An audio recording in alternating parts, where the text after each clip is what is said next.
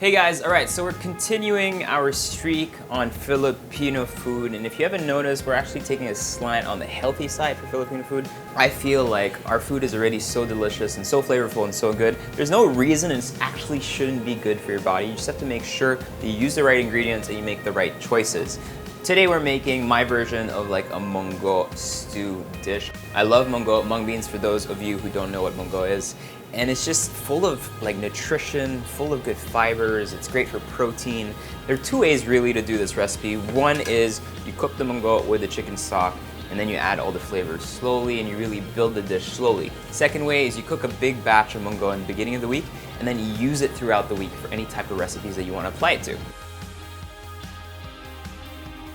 Build aromatics first. I've got already some minced red onions to the side as well.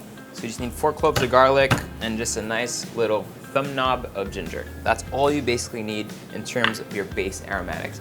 A little bit of pumice olive oil in there. We're gonna go ahead and chop just a couple of slices of bacon just for some flavor, some good fat in there. A couple slices. Bacon goes in. Bacon's about halfway there, really simple. Red onions go in. I'm gonna thinly grate my garlic that goes in there. It's just a really lazy way to not have to mince garlic. I do this with the ginger as well, just so that you don't have those big chunks of ginger. And this really releases all the aroma of the root. That smells delicious already. Mix all that in together. In terms of seasoning, we're only gonna add some salt right at the end just to make sure we don't have too much sodium going on because the bacon obviously is already nice and salty. So this is another recipe brought to you by our good friends at Landers, obviously, and all the ingredients that you see and all the tools that we're using is from there. So if you haven't checked it out yet, do. Once your bacon has some slight color to it, but not too much, we're gonna go ahead and add in our Monggo. And then to that, we're gonna add some of my chicken stock. So if you were boiling your Monggo, it would take about 15 minutes or 20 minutes even to just get it cooked. This way, by already having it pre-batched, all you have to do is kind of add it, and within 10 minutes, it's ready. So you see that consistency is good because since it's pre-cooked, you get little bits of the mung beans already exploded and release that starch into the stock. So you don't have to add too much and let it kind of simmer down into a thicker mash. This way, you already have that consistency without necessarily having to wait too long. When that's ready, I'm gonna go ahead and add in my beautiful malunggay leaves here. Extremely healthy, really good for you. Then I've got this beautiful basil. You crunch everything up and slice it thinly. In goes my basil.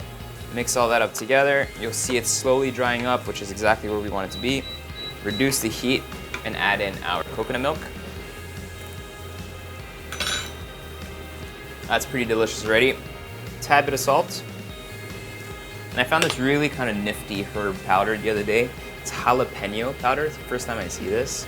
And it's gonna add a lot of heat just to the whole dish. Really easy and nutritious and good for you. And that, my friends, is done.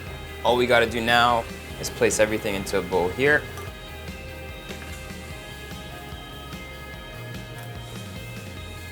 In a matter of seconds, you have this beautiful, delicious, packed with flavor and nutrition dish that is very Filipino in its core and its basis, but you could serve to anyone and they'd be happy with it.